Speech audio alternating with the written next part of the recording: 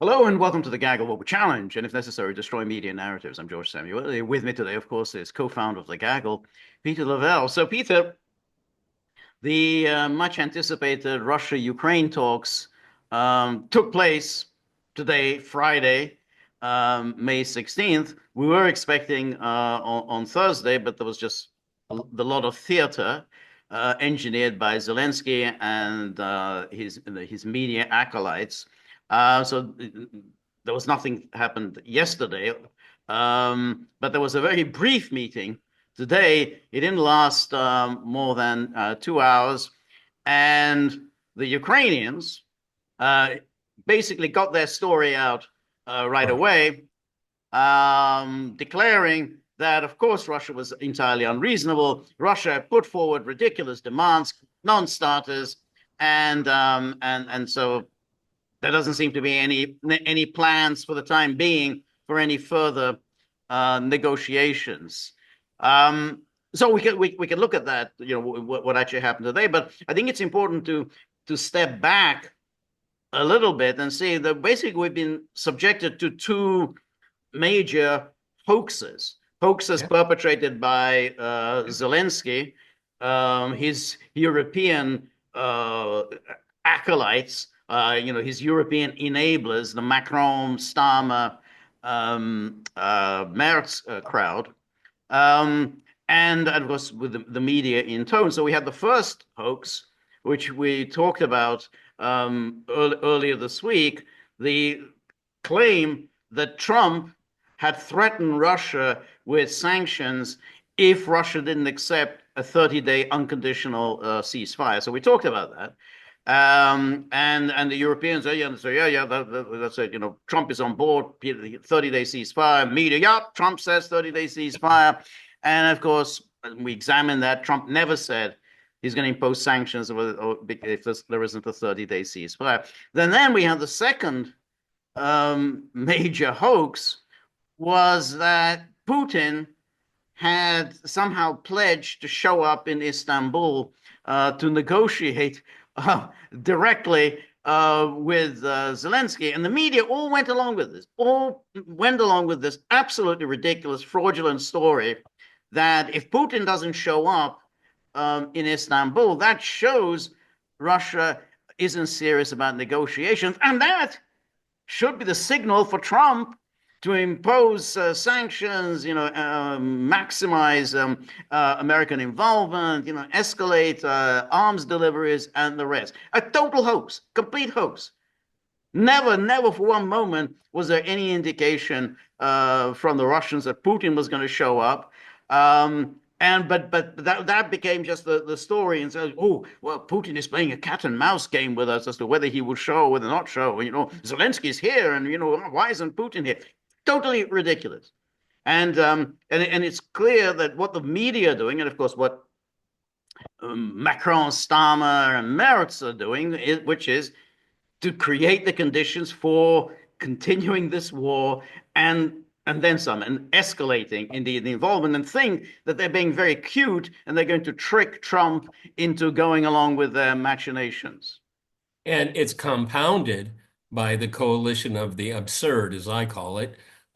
They're reacting to media reports that they help generate. So we That's get right. this loop again. Exactly. Okay, Exactly. we get Right. this loop. That's right. And obviously, I like George. I mean, I was following it every few hours today, and it looked like it was from what I understood, what's kind of leaked out is that they actually talked about how do we negotiate? What are the modalities? What are the buckets here? I mean, that's not really exciting, George, but Right. I think that's probably what happened. How do Right. we do this here? Right. Because obviously the leader of the Russian delegation going into it made it clear that this would be a continuation or a reflection of or a step beyond what was already happened in March and April of 2022. I'm sorry, George. I'm not going to blow you down like a feather right here, okay? But that's kind of what you would have expected. But Yeah. that's right. That's right. And that's why, it hardly needs repeating that in any negotiations, You start at a very basic level, and then if they make progress, then more senior officials get I involved. mean, I'll tell you how basic it is, everyone. That's your side of the table. This is our side of the table. Yes, That's how basic we're talking here. that's right. That's right. And Okay. that's why Or and will we have a third party listening, only listening, or do we have a third party that will kind of referee? good. We're talking, really super granular, basic stuff. That's right. Exactly. Exactly. So when we think about let's say the Paris peace talks, How many on the years ago? How Vietnam many War. years? It started in 1968 and went And on into 1973. 5 years. 5 years of talks. Not once did Lyndon Johnson or Richard Nixon show up in Paris. It was done at a very low level. Officials would continue the negotiation right towards the end. In October 1972, when they were obviously making a lot of progress, did Henry Kissinger show up and take over the negotiations? That's what happens. When you're making real progress, then senior officials come in and take over the negotiations. And then when you finally sign an agreement, that's when the heads of state show up to sign an agreement. You don't start off with heads of state showing up, and particularly not with what Zelensky and Macron and the rest of them had in mind, which is that it's going to be a shouting match with Zelensky, shouting things at Putin. And they wanted us to think that Putin would be stupid enough to show up for what was obviously a trap laid for him. I mean, it's just like, the Trump would be stupid enough to go along with a plan. That wasn't his plan. That was the plan of Starmer and others, and the Trump would be stupid enough not to see that a trap was being set for him. also, you're given the impression, if you look at the mainstream, that doesn't go very deep into the story. It's very superficial. You get the impression. You get the impression that Putin was in Istanbul before, which he never was. He was never there. Well, there was never any head of state. Right. Lavrov didn't show up as That's I right. expected. As a matter of fact, he had some very stern words for Zelensky instead. So what we got was a carefully, not even carefully, sloppy, well, let's just say sophomoric, a media spin, which fully expected. Okay, Right. and and anyone that was following it carefully, from the Russian perspective, they weren't there to talk about a ceasefire. But That's see, right. but you're told the That's right. opposite. Right. That's right. That's exactly it. And again, as we've said many, many times before, a ceasefire is not the precondition for negotiations. And it usually isn't. And when it happens, and it's a really bad idea. I mean, and it's what happens in the Balkans, that the Serbs, I think, who I think should have won the war earlier, I think they were taken in by these Western protestations. Yeah, well, why don't we have a ceasefire? And of course, the ceasefire, as might have been expected, was used by the West to strengthen their clients. And then in due course, they launched an offensive. So absolutely, a ceasefire is a really bad idea. Yeah, let's see how the negotiations go. Then, if you're making progress, then you have a ceasefire. But it's a really terrible idea having a ceasefire as a condition of the negotiations. I don't. We may have different sources of information on this, but I was looking at a few sources. It's not off the table that they're going to meet again. It's not off the table as far as from what I could gather. I mean, that it's That's not off from the what table. I could gather too. No. You know what that means, everyone? There might be something here. Maybe, There maybe. there might, There might maybe. Everybody saw my tweets, okay? I had five, a series of five tweets, okay? One, two, three, four, five, and I'm on the side that I think it's going to fail. The only reason why I'm saying this now is that if they're going to have another meeting, then there's got to be a reason. They're not going to discuss the menu, okay? right. So let's see, It was. okay? We'll see. I'm trying to be optimistic. Okay? Well, I think one should be open Open. There you to go. open to the possibility that there could be progress. Now, what was interesting was as the media were doing their nonsensical spin about, oh, will Putin show up? Putin's not serious about talks. He's not going to show up. Is that Trump yesterday kind of took the issue over and told the press that he didn't think anything was going to happen until there was a one-on-one meeting between him and Putin. So let's just take a look Of first course. at what happened with Trump on Air Force One. So this is yesterday. Um, This is actually quite funny in a way. Yeah, there we yeah. Delegation of the Russian sent to Turkey. I don't know anything about it. I'm not disappointed in anything. Who are you from? BBC News. I'm not disappointed. What would I be We just took in $4 trillion, and he says, "Are you disappointed about a delegation?" I know nothing about a delegation. I haven't even checked. Look, nothing's going to happen until Putin and I get together. Okay? And obviously, he wasn't going to go. He was going to go, but he thought I was going to go. He wasn't going if I wasn't there. And I don't believe anything's going to happen, whether you like it or not, until he and I get together. But we're going to have to get it solved because too many people are dying. Thank you. You're going to land right now. Thank you. so then, Take your seat and buckle up. yes, and then Rubio came out, and as is Rubio's wont, he just repeats what Trump just said. Nothing to see here. Nothing is going to happen until there's a meeting between Trump and He's Putin. so terrified of losing his job. He is. He really is. With the foreign minister Fidan and a Ukrainian delegation, a senior delegation from Ukraine that'll be in town, and so I'll meet with them. Someone from our team will be involved in the Russia talks. They sent a more lower level group over here. I hope that those talks will be between Ukraine and Russia with our Turkish counterparts in the room, along with someone from our team or members of our team at the appropriate level. But I want to be frank, I don't think we don't have high expectations of what will happen tomorrow. And frankly, at this point, I think it's abundantly clear that the only way we're going to have a breakthrough here is between President Trump and President Putin. It's going to require that level of engagement. Can you stop it, George? Yep. Matter. Well, isn't that just a reveal? Everybody putting Ukrainian flags on your hashtag and all that. It's going to be the Americans and the Russians. Right. It's not going to be the Ukrainians. No. See, exactly. this is good. This is the fodder of PR narratives and misinformation. But Rubio, I'm loath to agree with him, but he's right. You know why? Because the United States is a co-belligerent in this conflict, and the target of their policy is Russia. Okay, that's what it's all about. Marco Rubio says the obvious here. It has nothing to do with Ukraine. The regime change scenario to overthrow the Russian government, it has failed. It is. Yeah. Okay. Well, I think that I agree, but I think there's another aspect to it, which is that the other side, which is the Europeans, NATO, Ukraine, they all want the war to continue. They all want to they go on with this war, and they want to get Trump very actively, energetically involved on their side. That's their plan.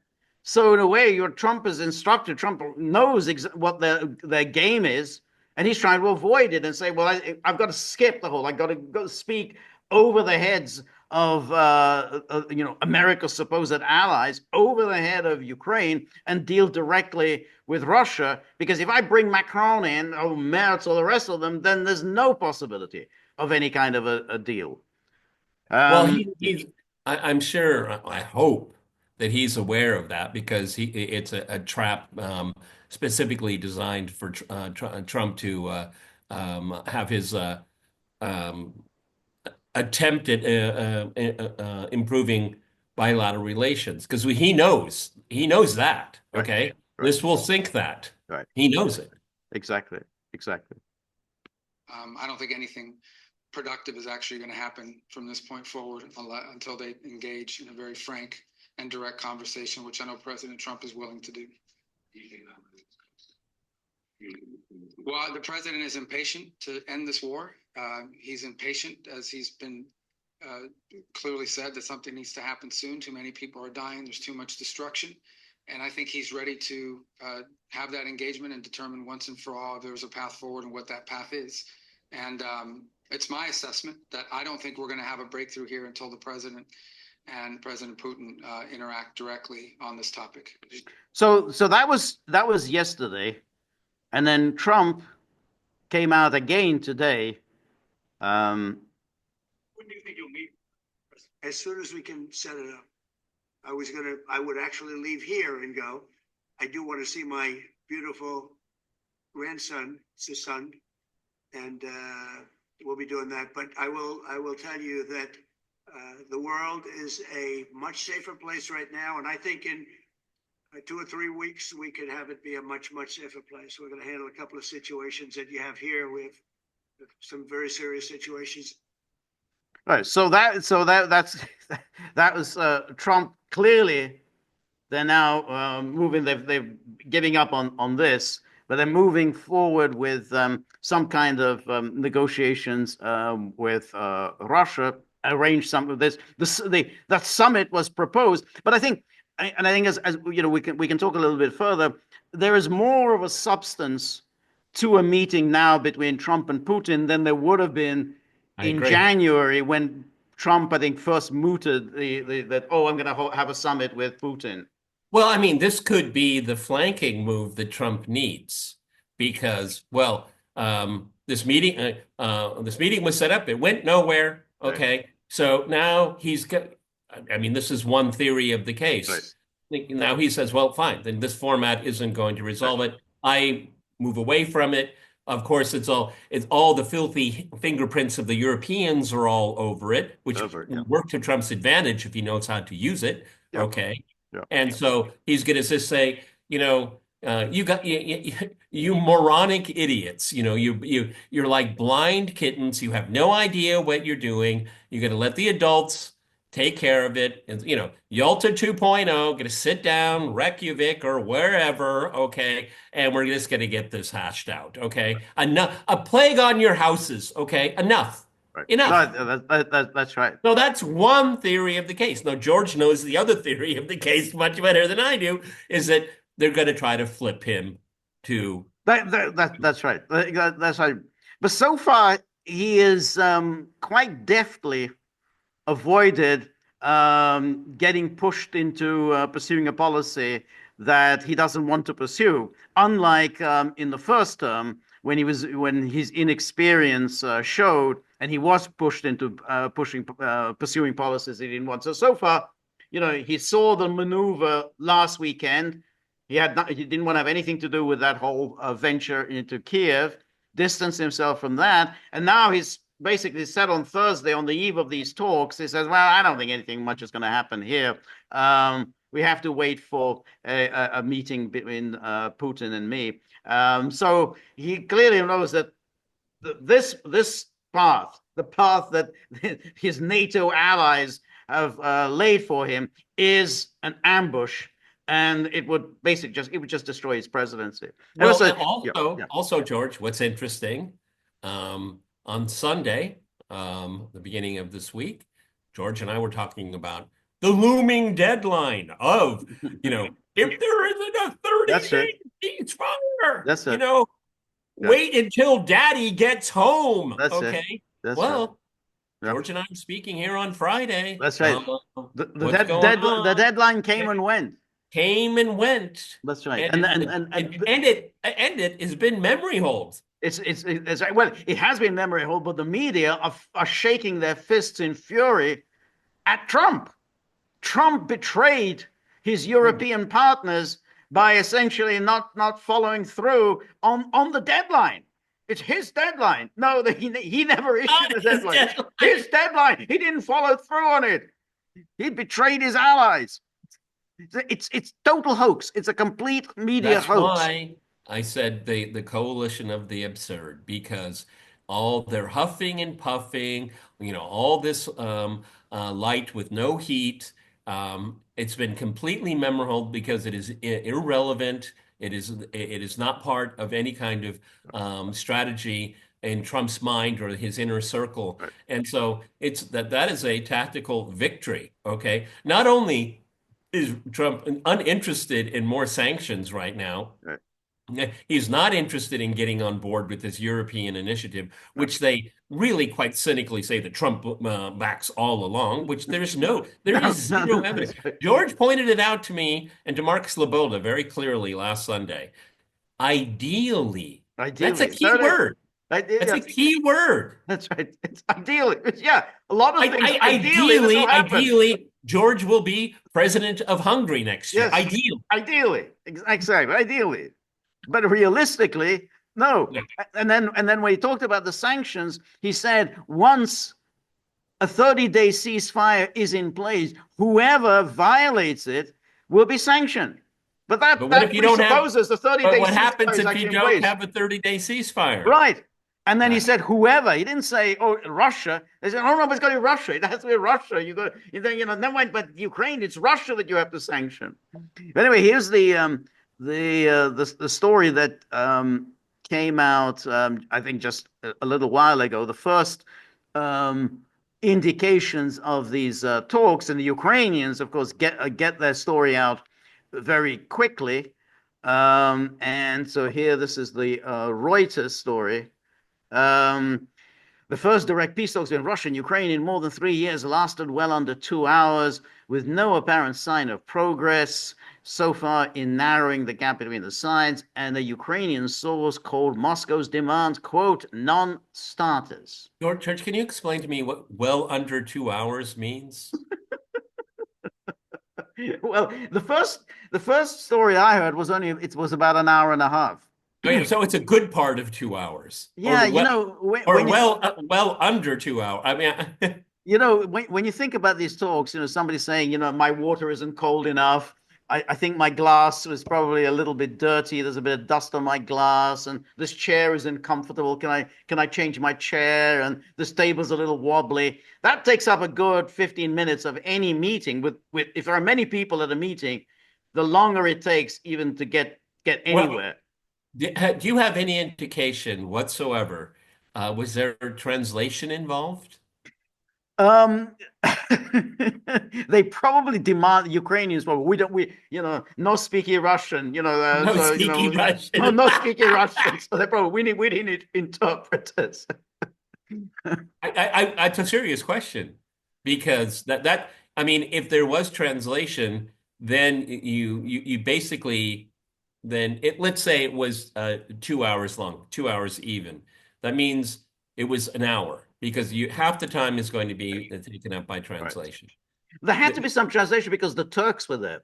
So the Turks presided over the meeting. So the Turks not all the Ukrainians speak English, because the Turks would speak English. The Turks would speak English, exactly. But I doubt very much whether the Russians were speaking in English. I think the Russians would probably be closed door with the Turks there. I don't know if they would be against that. In a public venue, I don't think.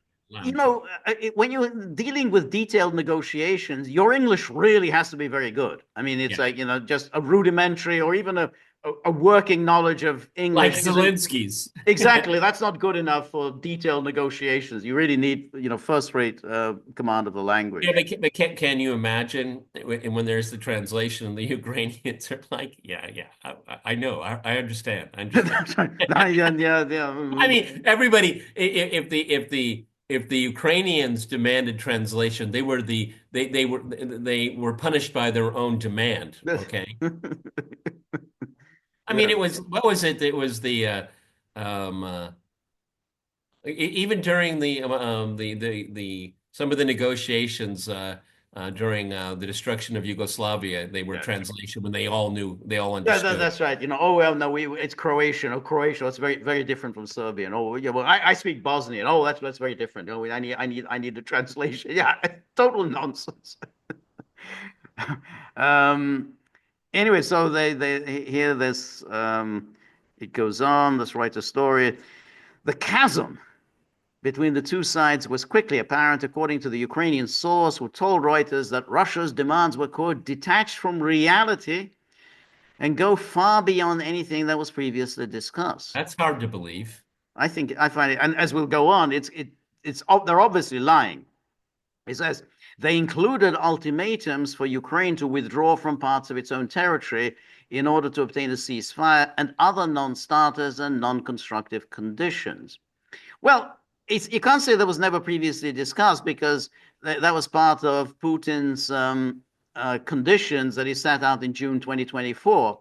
I mean, you may not like those conditions, but it's nothing startling. I mean, there's nothing new here.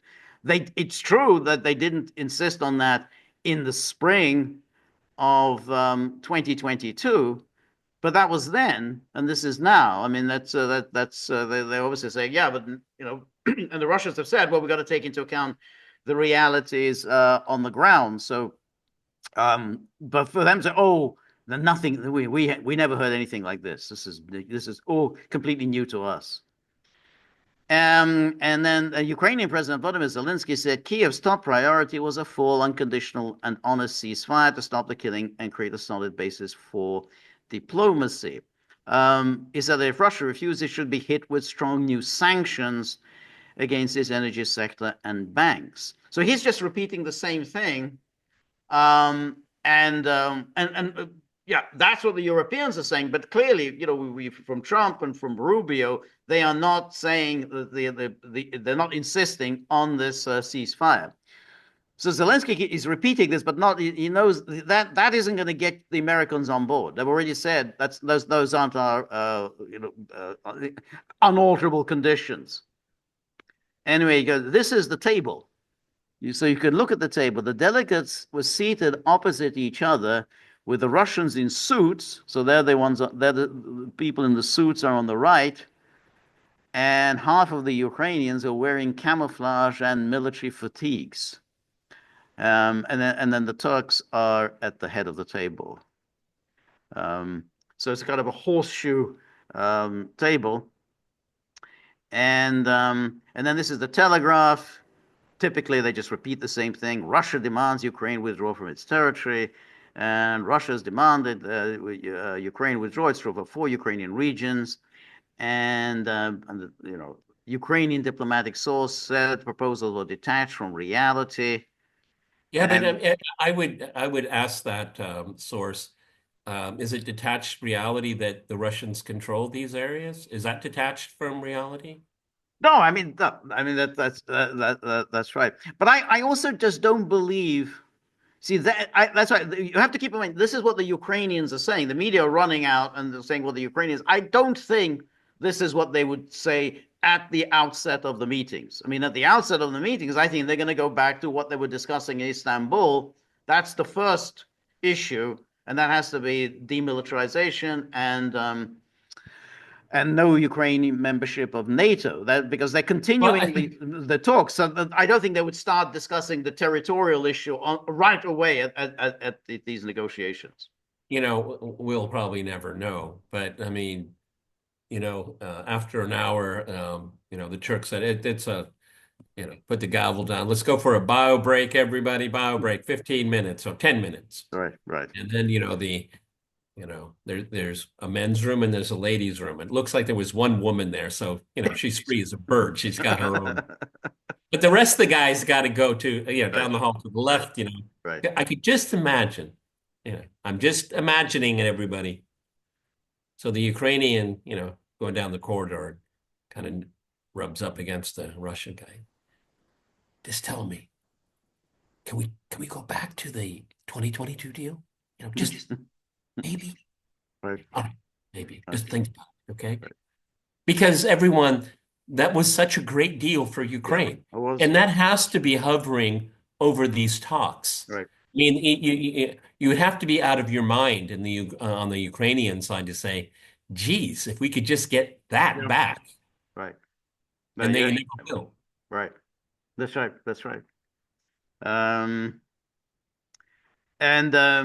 So that's there's a source in Kiev, blah, blah, blah, blah. The demand was made in the first direct peace talks between Ukraine and Russia. Over 3 years in Istanbul on Friday, it goes far beyond anything the Kremlin has requested as a condition for agreeing to a ceasefire. That's not true. That was, it was, again, the media are lying because they know perfectly well what Putin said in June 2024. You may not like it, but don't say, oh, no, the Russians have never said anything like this. Oh, the Russians are being so unreasonable. They said this a year ago. So, I mean, we discussed all this a year ago. And then is The Guardian, which again, Zelensky sends team for peace talks, but says Russia not serious enough. And then he says, The remarks will dampen hopes in Kiev and among its European allies that Trump is prepared to impose tough sanctions if the current talks collapse before he gets the chance to meet Putin, in effect leaving Moscow with little incentive to compromise in Turkey. Yeah, but he's already said that he's not going to impose the sanctions. I mean, but this is what they keep saying. Trump is pulling the rug from under our feet. And that's jolly unfair. And then throughout the conference in Ankara, Zelensky sought to frame Russia's choice of delegation as a sign to Trump that Moscow was not approaching the talks in good faith. He told reporters that the Russian delegation that arrived in Istanbul did not include anyone who actually makes decisions, accusing Moscow of not making efforts to end the war seriously. This is so stupid, not making decisions. You have a negotiating team. The negotiating team is constantly in touch with their bosses in Moscow, in the foreign ministry. So, I mean, they're not making any decisions. It just doesn't mean anything. Well, I mean, also, George touched upon it already. I mean, this is the first meeting since 2022. Right. I mean, a meeting of this nature is what are we going to talk about? Because nothing is going to be decided. Of course not. Nothing's going to be decided. What are we going to talk about? Right. That's right. Exactly. And that's the point that when we were talking about last time when we spoke, what would be a good meeting? A good meeting is if you agree on a second round. Yep, I mean, if there you you go. elect it, that's all you need. Just, we will agree to meet again in a week's time. That's all you have to do. And that's why I don't. The Ukrainians are, they rush out their story. The Russians are always a little slow, and I think that's a problem for them, that they're a little slow before they get their story out. You always need to get your story out right away, because the media, they're all there hungry to write something. Yeah, but I think it's better to be correct than first in the larger scheme of things, because what they had to say about Istanbul originally historically stands. Okay. It's better in these situations, it's better to be careful than first, because the Ukrainian side was already written before the meeting was convened. Right. I feel disrespected by Russia. I'm butthurt. Yeah, I feel disrespected. I always feel disrespected. No meeting time, no agenda, no high-level delegation. This is personal disrespect to Erdogan, to Trump. Zelensky said, "We can't be running around the world looking for Putin." He added, when asked whether the Russian president was avoiding direct meeting with him. So they're still going with that story that Putin is a no-show. I mean, as if somehow, there was an expectation he was going to show up, and Putin's a no-show. But there's little evidence so far that Trump is receptive to Zelensky's plea, with the US leader on Thursday refusing to criticize the Russian delegation. But we heard that. He said, what delegation? I mean, it's like, aren't you upset about the delegation? What delegation? So I don't know anything about any delegation. So I think Trump was saying, delegation? What delegation? I just got a new $400 million plane. That's right. I want to talk about that. Yeah, exactly. Aren't you disappointed? Why should I be disappointed? I just got a new plane. Any hopes of a serious breakthrough appear to have been dashed by Putin's decision not to send his two most senior diplomats, Yuri Ushakov and Sergei Lavrov, and instead delegate the talks to lower-ranking aides. Well, he would send. But the outcome of the meeting would have been no different. No different. Lavrov, I think, would have. I think Lavrov, if there was going to be a meeting with Rubio, I think Lavrov would meet Rubio as a kind of bilateral meeting just with Rubio. Lavrov isn't going to show up for the basic rudimentary negotiation, just to see whether there's any possibility of further talks.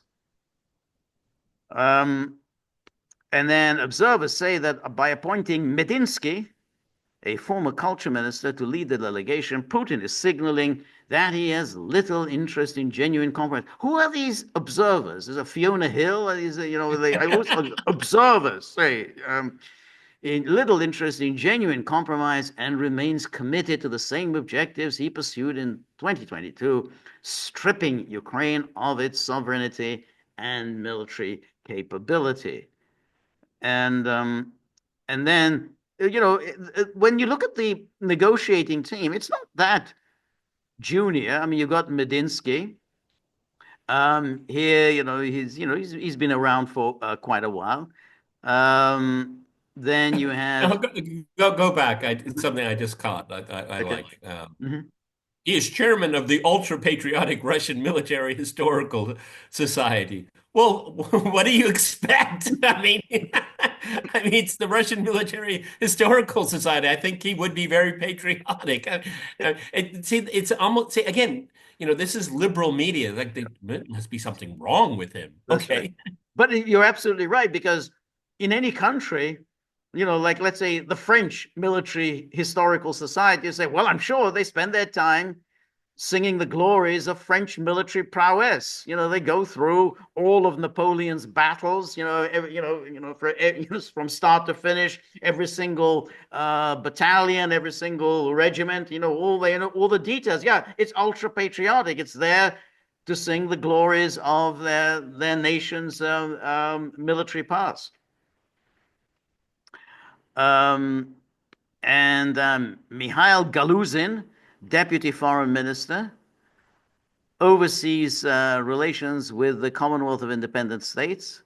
Alexander Fomin, Deputy Defense Minister, took part in the 2022 talks in Ukraine. Alexander Zorin, First Deputy Chief of Information of the Directorate of the General Staff, born in Soviet Ukraine, helped lead Russian intervention in the Syrian civil war. Yelena Podobreyevskaya, I think she must have been that woman, the one woman in the room. So she's deputy head of the Kremlin Directorate for Humanitarian Policy. Everybody, why would she be there? Why? Humanitarian policy. Right, exactly. It's important that someone like that be there, right. Because the Russian minority within Ukraine, how it's been so dreadfully treated over the last 10 years. Right. That's why she's there. That's right, exactly.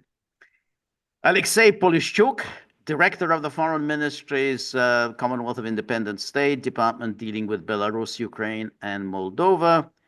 V. Shevtsov, Deputy Head of the Main Directorate for International Military Cooperation at the Defense Ministry.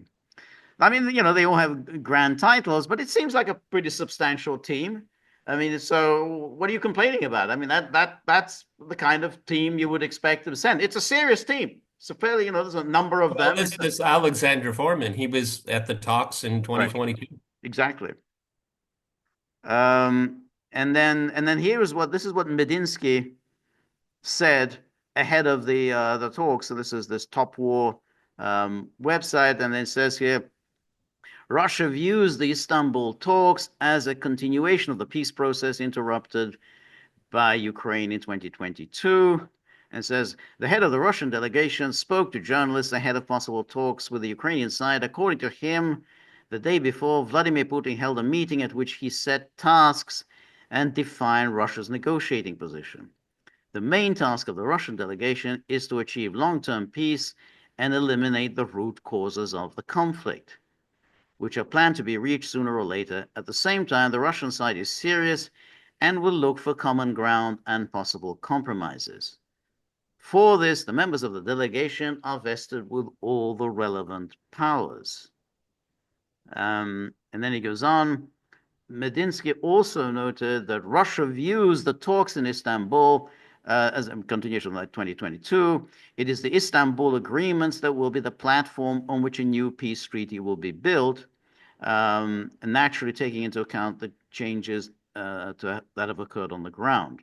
Thus, it can be stated that Russia is going to these talks as the beginning of a serious dialogue that can eventually lead to long-term peace.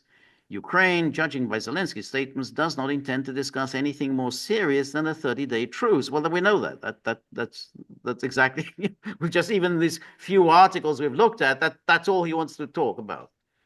The coming events will show how the situation will develop further.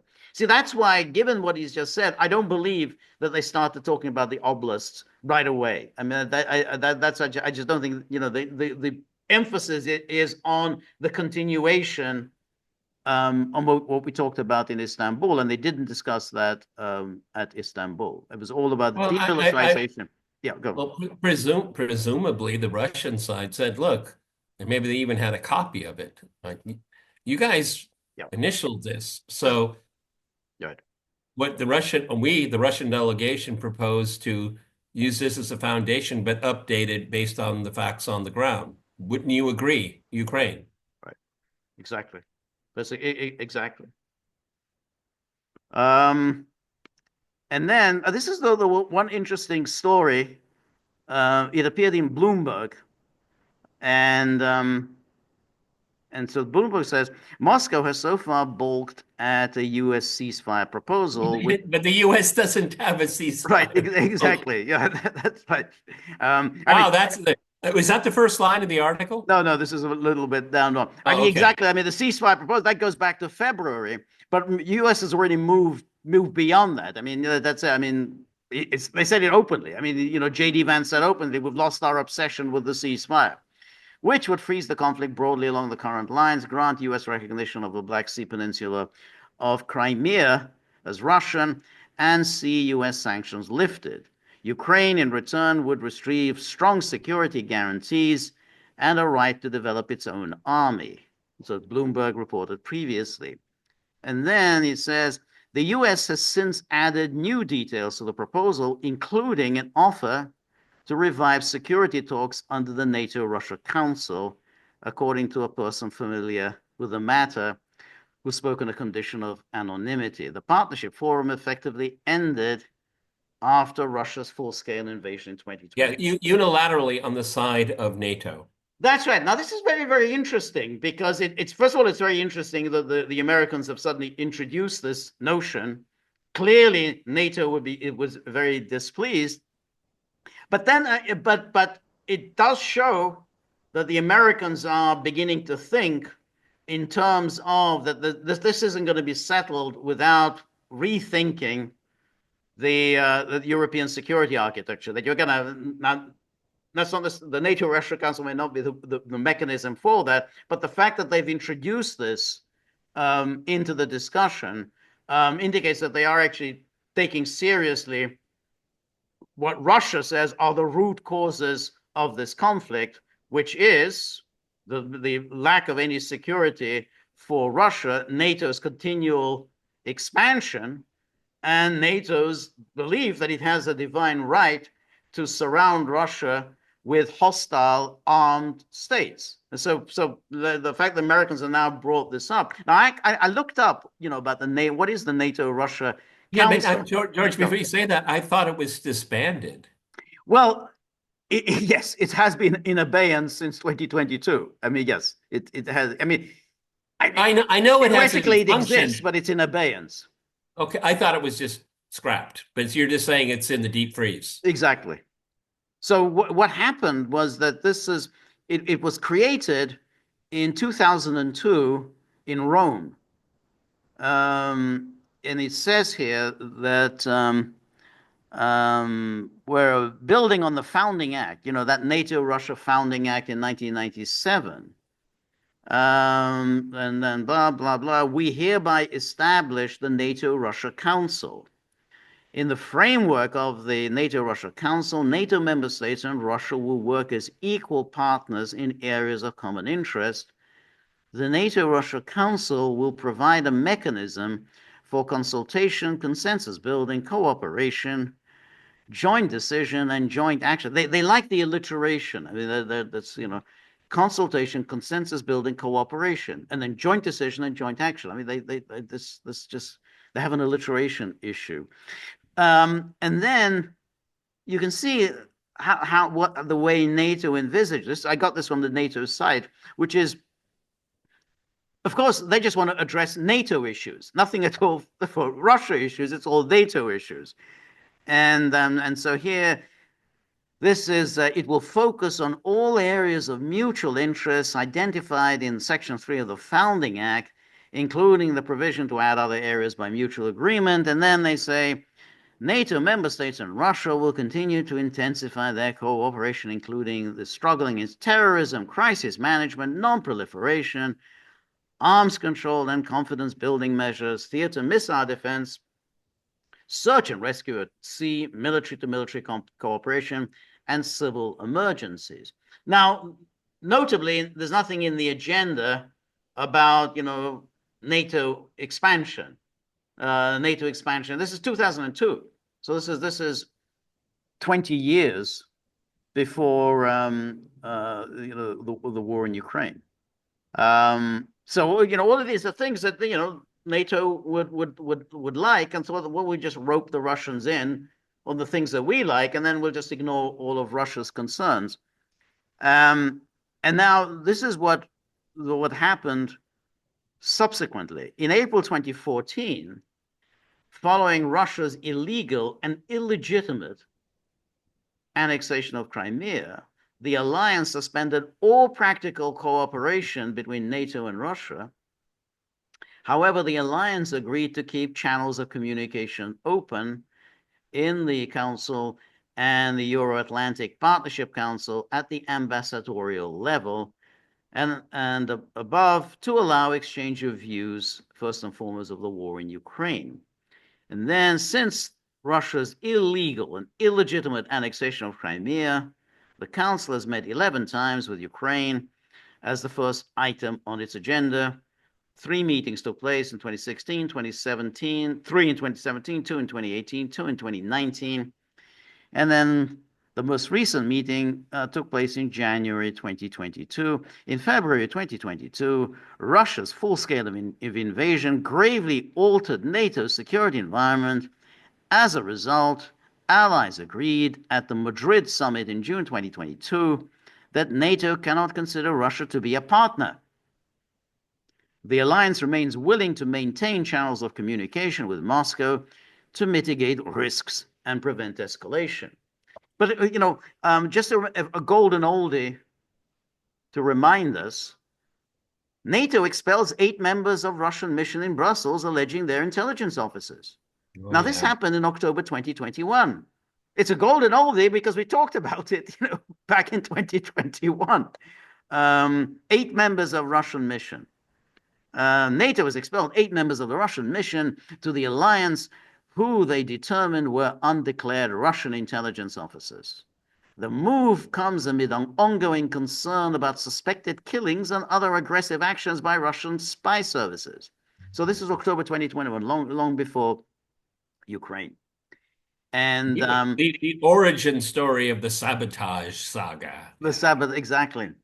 The alliance has also halved the size of Russia's mission to NATO, headquartered in Brussels, from 20 to 10 accredited positions. The 8 expelled Russian officials put 2 other positions that will now be abolished.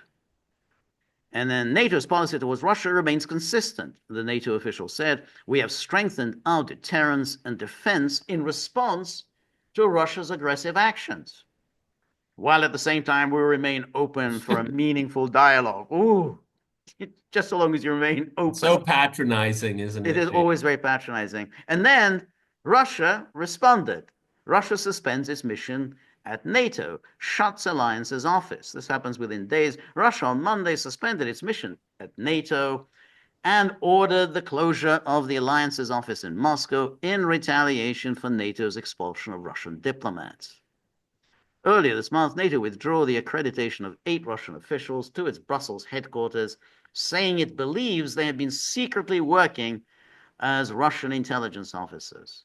NATO also halved those. Now, what puzzles me about this is, why would you think they'd be doing anything other than that they would be intelligence officers and that they would be reporting back? I mean, you're a military alliance, you're hostile to Russia. What do you think these Russians would be doing? Yeah, they're gathering intelligence. And just as the NATO people in Russia would be gathering intelligence about Russia. They're not in Brussels to bird watch, George. No. Oh, they were spying. What? Yeah, it's a hostile military alliance. Yeah, that's what they're doing. They're gathering intelligence for their masters at home. Oh, spying. I've never heard of such a thing. You mean we have Russians in NATO's headquarters and you were spying? I'm outraged. This isn't cricket. And then, so this is back to the Bloomberg story. Moscow has dismissed the act. Oh no, this is still Moscow's dismissed the act. This is NATO's accusation is baseless. And then Lavrov delivered Moscow's response on Monday, announcing the suspension of Russia's mission to NATO. Yeah, And the closure of the alliance's military liaison and information offices in the Russian capital. And now, so this is back to the Bloomberg story. The European leaders had said they had U.S. backing for coordinated sanctions on Russia if Moscow kept up strikes on Ukraine. They keep saying that, but there's no news from Washington to support that. They had said, "Oh, we got U.S. backing." Well, why doesn't the U.S. say that they are backing you? But Trump didn't publicly back the proposed ceasefire date, and the deadline came and went without either side stopping the fighting. Came and went. It came and went. They issued the deadline and it came and went. As we predicted it. It's not rocket science. Okay. It really isn't. And then in conversations between U.S. and European officials earlier this week, previously reported by Bloomberg, the American side was unclear on whether it was still ready to impose sanctions on Russia if attacks continued. See, like they keep asking them the same question. Well, they're unclear. Well, the fact that they're unclear means that they're not on board. I mean, it's a fairly obvious, and you keep asking the same question, you're getting the same answer. We're not supporting the European position. The American side was unclear on whether it was still ready to impose sanctions. Still ready. Then they didn't say they were ready. Well, I guess they don't have a true social account, I guess they probably don't. And if attacks, or what it would do if Putin refused to meet with Zelensky and to halt the fighting. What it would do if Putin refused to meet Zelensky. I mean, Trump made clear that he wasn't expecting Putin to meet Zelensky.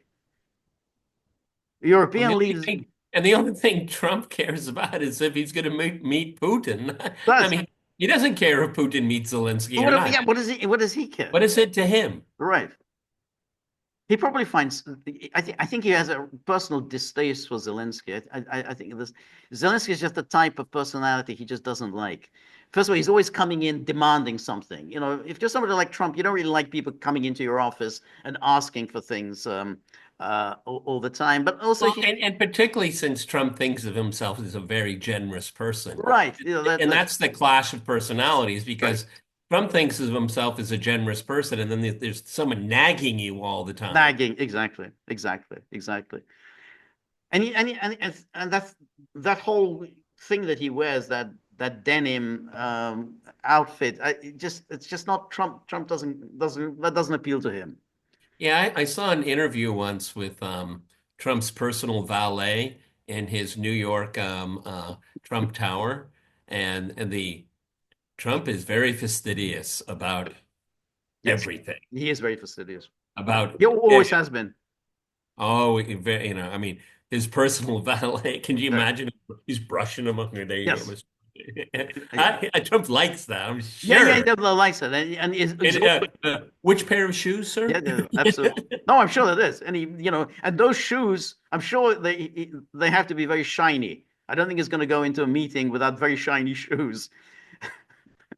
Well, I remember when he was criticized for grabbing on a rail because the ramp was wet. Number one, he's not a spring chicken. Yep. Number two, anyone of any age and health could easily slip because it was wet. Yeah, but third, these are good shoes. Exactly.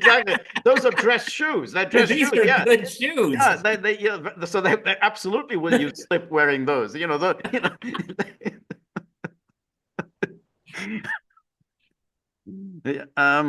So European leaders were expected to urge Trump to follow through with his threat to sanction Moscow if Putin declines the meeting with Zelensky. Good luck with that. They were expected to urge Trump to follow through. And the late story I broke that Zelensky has already had a phone conversation with the Europeans, has already, reported back to them about, how these talks with the Russians went. It's so junior high cafeteria, what did he say? What was he wearing? Declines, or Russia doesn't agree to any. Who told you? Why are you telling me second? Why didn't you call me first? Why did you call the Germans? The Germans. I mean, I can imagine the childish conversation. Right. That's exactly right. Yeah. Or if Russia doesn't agree to an immediate and unconditional ceasefire this week, you keep talking about this threat. We've already had it. We've got this. The deadline has come and gone. And there's no point in repeating this threat. You've made that threat. It came and went. So there's no point in saying it a second and third time. It's very interesting, Bloomberg specifically here, but in general, it's really quite interesting how the media is demanding a seat at the table. Yep. Yes. Because they're going to be the arbiters of what happened, okay? Yes. And we almost have no readout from the Russians in all of it. No. I mean, how many people part of the delegation? Like what, 10? Yeah, something like that. Yeah, probably. Yeah. You didn't think about right. Just a quick question? No, it doesn't even enter their mind. No. It's fascinating that when you watch the Western media coverage, you watch CNN, everything is entirely from the perspective of either Zelensky or the media, all of whom are on the same page, which is we need this war to continue, we need to escalate, and we need to get Trump on board with us. And then they start this vague speculation. Well, this is what Putin wants. So Putin clearly wants this. Putin wants that. And then you really want, hey, how about actually asking, the Russian official, what is the Russian negotiating position? Don't just tell us what Putin wants, what you think Putin wants.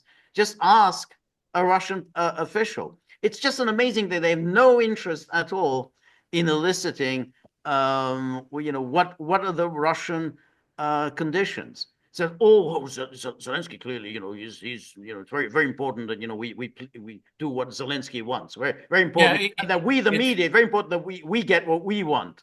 It's a very Zelensky media-centric universe, isn't it? Exactly.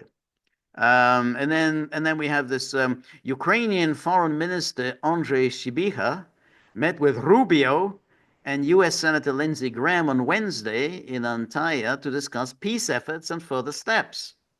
Graham, what's Graham doing here anyway? Well, I don't know. Maybe Lindsey likes a Turkish bath. I don't know. Yes, good thinking.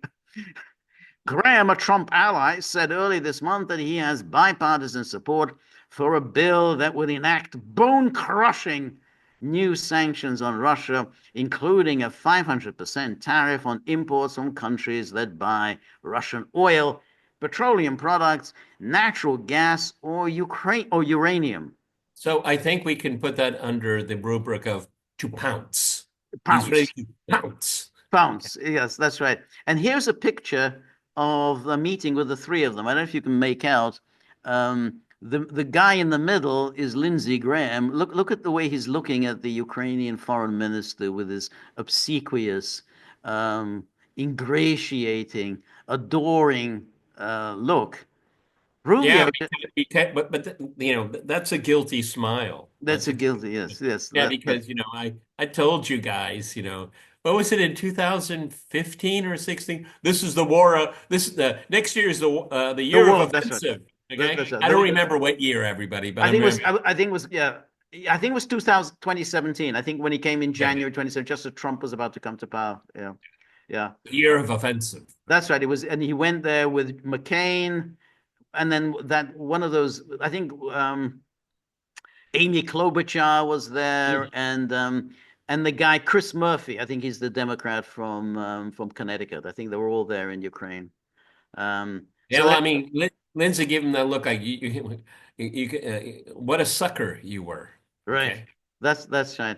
Look, notice Rubio. Rubio, he's not even smiling. He's not looking particularly happy. He doesn't even want to be there. I don't think so. I think he never You seems know happy. why everybody? I mean, this is turning into a real pattern, and it's early.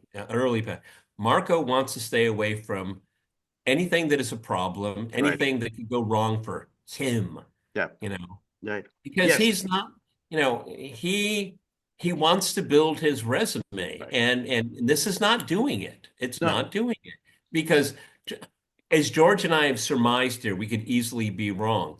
But Trump is thinking beyond this, okay? And Marco doesn't play a role in it, and I think Marco knows it. I think so too, and I think he he doesn't want to get fired, so he has to He survive. doesn't want to get fired. He absolutely doesn't want to get fired, so he wants to survive at least beyond the midterms, so he can get through the midterms, and then he can leave and then begin his preparation for his presidential run. But if he gets fired before then, that's going to be bad for him because then he's going to lose the MAGA Well, base, he's and then no, they're not going to he's support him. he'll be done. He'll be Yeah, done. yeah, He'll be done. He'll go into think tanks and right.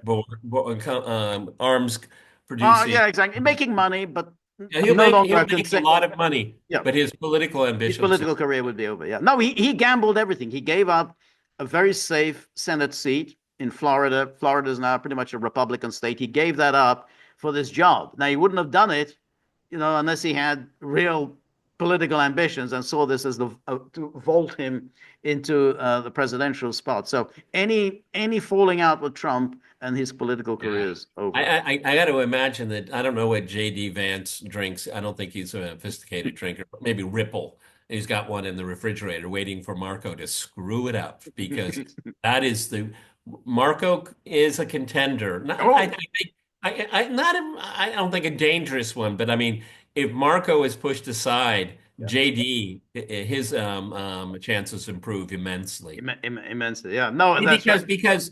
Because Marco is safe hands, establishment, the Senate, they're all, they all go to the sauna together. I mean, Right. he is safe hands, and Right. the Republican senators, they're rooting for Marco. They're not rooting for JD Vance. No, Not no, at all. exactly, exactly. It's very interesting because I think Trump was asked as to who he saw as his successor, and then he said, "Yeah, well, JD is a great guy. Marco is a great guy. But it's too early for me to endorse anyone." But it's interesting; those were the only two he mentioned: JD and Marco. Didn't mention anyone else. Yeah. That's why we're talking about it. Right. And then French Foreign Minister Jean-Noël Barrot told reporters on Thursday in Antalya that he will be meeting with Graham to discuss his sanctions package. It's very, very, very interesting that here's a French foreign minister who's meeting a senator from South Carolina to discuss sanctions, which is kind of strange thing for a French foreign minister to be doing, because a French foreign minister, you would expect he would be talking to the American foreign minister or a Russian foreign minister. But why are you talking to a senator from South Carolina? But are you meeting to discuss the sanctions package? There's a lot of collusion going on between European leaders and various leaders in Washington. Yeah, because again, going back to Marco Rubio, not my favorite guy. But why would the French foreign minister talk to Lindsey Graham? Lindsey Graham is a known quantity. Right. He doesn't change his stripes. Right. Marco Rubio, well, he's been the quintessential chameleon ever since he took the job. Right. Okay? You can't trust Marco. You can't. No. And it's very interesting, even when he speaks, he never says anything. Notice he never says anything other than, this is what President Trump wants. I think President Trump insists on this. And this is, I've spoken to President Trump, and President Trump is absolutely determined to do this. Never really says, that somehow, this is my view or anything. It's always, I'm just simply saying, I'm just relaying the message from President Trump, which it's kind of a strange for a Secretary of State to be a little more than just simply a president's adjutant. Well, and also Lindsey Graham is everybody likes the term. I'll use it because it's so common. But Lindsey Graham is the conduit to the deep state. They're not going to talk to Marco Rubio now because he's in limbo. Okay, right. No, that's Lindsey Graham, that's going to the source. No, that's absolutely right, because I think what the Europeans are doing, we know obviously they want to rope Trump into supporting them, but plan B is to wait Trump out. And I think they are colluding with the Democrats in the hope that the Democrats will come back, or colluding with figures within the Republican Party who will be more in line with their thinking. So there's clearly they are colluding with Trump's opponents in Washington. We want to build upon to add European deterrence sanctions to the US package, he said. This is Jean-Noël Barrot. Sanctions will include sanctions on oil and sanctions on financial institutions. So notice that they're all talking about sanctions rather than the upcoming peace talks. Well, and also to reiterate it, but in a different way, the French foreign minister is avoiding the Trump administration. Yep, that's right. That's right. That's very odd, everyone. It's very odd. It extremely is trying to get around it. That's the plan. The plan is wait it out. They think they get it, Trump, they look at they read the media stories. Oh, Trump very unpopular. Trump is sinking in the polls. Hey, maybe he's going to lose the midterms, and then he'll be much weakened, and we won't have to worry about him anymore. That's their plan. That's why they are colluding. It's very, very strange for him to be colluding with a senator from South Carolina. So okay, let's do it, George. So midterms next year in November. So how many months is that? That would be, I think, about 15, no more than that, about 17 months. Okay, 17, 18 months, yeah. That's the window they're looking at. Yep, that's right. Because I think if Trump loses, he is going to have a whole plate full of domestic problems, because the Democrats are going to go after him with a vengeance, and he's going to be preoccupied with all of that, and he's going to be much more amenable to working with us. He's not going to want to have enemies abroad and enemies at home. That's their calculation. Anyway, so then we have NATO chief. We don't have Stoltenberg to kick around anymore. It's very sad, We've lost some of our favorites. Stoltenberg's gone. Baerbock is gone. Sergeant Schultz is gone. So now we've got Mark Rutte, who's nowhere near as much fun as Stoltenberg. But anyway, he says Putin has made a big mistake. Vladimir Putin has made a big mistake sending a lower-ranking team of negotiators to Istanbul today. He knows extremely well that the ball is in his court, that he's in trouble, that he made a big mistake by sending a low-level delegation. Mark Rutte told reporters ahead of the Ukraine-Russian meeting. Yeah, but isn't this about a political solution to a military problem? Why is the NATO chief even exactly opining? Why is he opining here? That's right. Exactly. And anyway, I thought NATO wasn't a party to the conflict. Yeah. And then I think all the pressure is now on Putin. He has to be serious about wanting peace. So again, the way they've framed this, it's just so bizarre. That they somehow they've issued these demands, they've issued these ultimatums, and now they're saying, well, Putin, it's all the pressure is on Putin. Well, you can issue your ultimatum so your heart's content. Doesn't mean that they mean anything. And but they say, all the pressure, the ball in his court. Expectations for the negotiations, originally proposed by Putin, dropped significantly after the Russian leader rejected Volodymyr Zelensky's invitation to meet face to face. It was never proposed. Never proposed. It was never, and we know it was not proposed. We have his exact words, what he said in Moscow last weekend. He said, we will resume the negotiations that were aborted in April 2022, which means, the people who were there in April 22, on our part, they're going to come back, and we're going to continue with those negotiations. That's what he said. He never said, I'm going to show up. And it would have been ridiculous for him to say, I'm going to show up.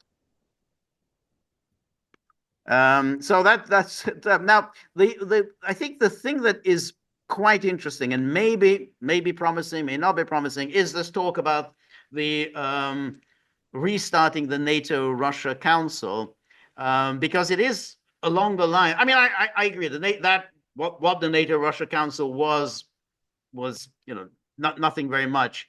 However, if it's a pathway to some kind of negotiations on a new European security architecture, then that would be positive. I just don't think that's I don't think that's the right venue. The OSCE might be, but it's quite tainted as well. My inclination is something new has to be Well, I agree. It's something new. Okay, But I think that but that would be seen as a concession. The Munich all over. See, right. They're caught in they're prisoners of their own narrative. No, I absolutely agree. That's why I don't think the NATO-Russia Council was anything very much. But the fact that the Americans have now brought this forward, I think is at least an indication that they are thinking beyond that. And they're thinking that, hey, we have to go beyond just this Russia-Ukraine. We have to think about some kind of a lasting security arrangement, because what we had before clearly wasn't working. So that's why I think it could be just the first step. It may not be. It may just die on the vine. But one tries to be a little hopeful and think in terms of, well, maybe the fact that the Americans have suddenly brought this up, I agree, is a positive. Somebody's thinking here. Right. Somebody is, okay. Right. It's so discredited. It's like the ICC, I mean, right. But yeah, I mean, somebody's thinking about it. I think that, you can finesse it, something like an amalgamation of the OSCE and the Russian NATO Council. You can massage it, you can sell it, okay? Right. But basically, it's about a council for a new European security. I just named it. That's right, exactly. That you have to, and really, even bringing this up, notice that no one else has really picked up on this. This was Bloomberg, ran with this story, but no one else has been running with the story. Hey, you mean suddenly the Trump administration has proposed restarting this, which is obviously something that's absolutely irksome. They want to talk about sanctions. No, I want to talk about sanctions. What George, I think George is going to agree with me. Somebody in the National Security Council contacted Bloomberg and say, run a story. Here's a few facts. Okay, run it for us. We'll, but put it into the mix. Right. Put it into the mix. Right. All right. I mean, who at Bloomberg is going to write an article like that unless they're prompted? Come on. Oh, I'm absolutely. No, I'm sure. Somebody prompted this, but it's funny who in the council would think about that. I mean, who in the National Security Council would think about? Well, it isn't Sepp Gorka. No, I don't think it's Sebastian Gorka. But it's I mean,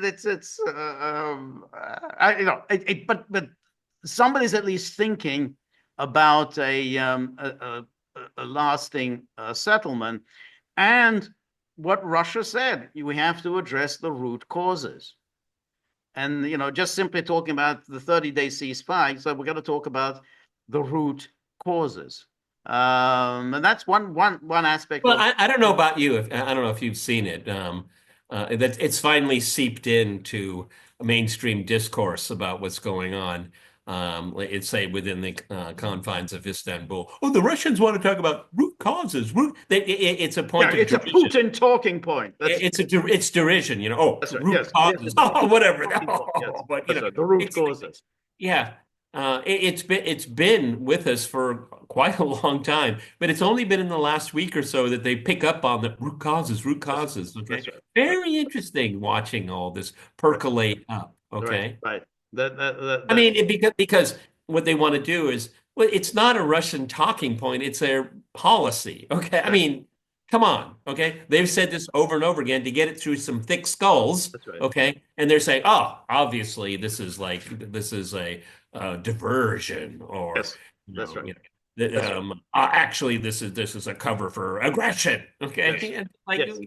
And it's the most inane people. I watch in the morning think I've told everybody, I get up really, really early, so I watch the 6 o'clock morning rundown of Al Jazeera because I don't want something that is UK driven or French driven or American driven. And of course, in Qatar, they never talk about Qatar, so it's not like local news. Okay, so it's the liberal mindset, around the world, and they do a good job at that because they have a lot of money. So I get the neo-colonial Western approach to what's going on in South America, in the Middle East, what's going on in America, Russia's bad, China's bad, Iran is bad. It's a reflection of Western news, except for they don't talk about. And meanwhile, in the desert here in Qatar, okay, so it's actually kind of interesting, okay, and all it is that Zelensky says, Zelensky thinks, and Zelensky's backers, and it's all it is, 24/7 when it comes to this. No, that's the reflection of the media, and that's how the Western media present it, and they never try to address, well, what is this war about? Why are we here? No, it's just No, that's a Russian talking point. That's a Russian talking point. Exactly, the root causes. That's a Russian It's talking impossible. Right. It's impossible. That's right. That's it. Oh, you're talking about what caused this? Oh, that's a talking point. Right.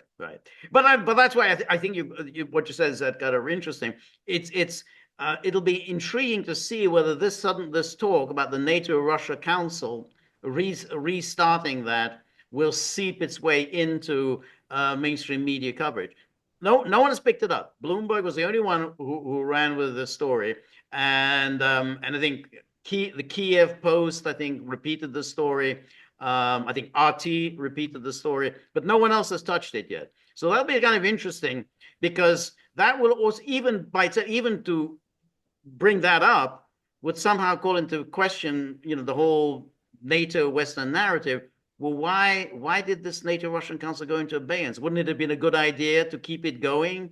Isn't that part of the root causes, that somehow you stopped having any kind of a dialogue with the Russians? So be interesting. I mean, it's going to take time, and the NATO is absolute dead set against any kind of a discussion about root causes, any kind of discussion about permanent security architecture. But I think it may be interesting that the Trump administration has made the first step, saying, hey, any settlement that we reach will have this as an ingredient.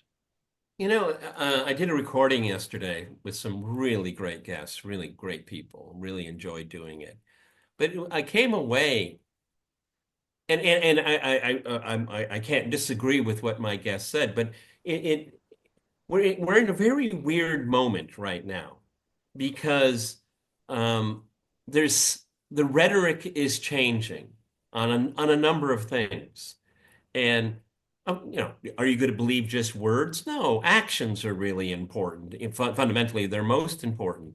But this NATO-Russia Council story. It's kind of peculiar, Right. but it's kind of also peculiar what Trump's approach to Iran is. And then he's starting to talk about Gaza, and he used the word starvation, which I found astounding. He said, I think, in this news cycle right now. Yeah. What I'm trying to get at is that let's still be a little bit open in our lane. We should just. I mean, and we can only be disappointed. Right. That's fine. I'm disappointed all the time. Okay, Right. But I say to people in our lane, don't dismiss everything out of hand. No, Don't make that your default position.